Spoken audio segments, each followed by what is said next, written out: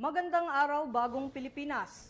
Narito ang Police News Express sa oras na ito. Aktibong lumahok ang PNP sa isinagawang activation ng Interagency Coordinating Cell ng National Disaster Risk Reduction and Management Council na ginanap kanina sa Office of Civil Defense Conference Room sa Camp Aguinaldo, Quezon City.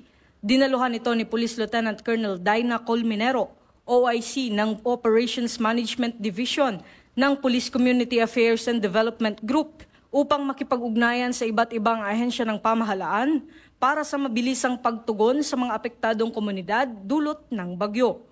Pinangunahan ni SILG John Vic Remulla ang pagpupulong na dinaluhan ng mga kinatawan mula sa iba't ibang rehiyon at local government units.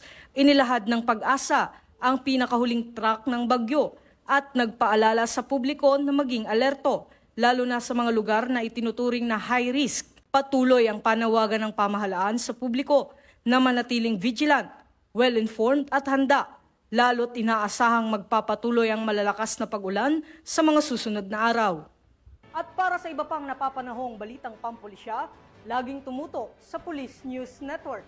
Alagad ng batas, tagataguyod ng balitang pulis. Ako po si Patrolman Don Brosas, nagbabalita para sa Police News Express.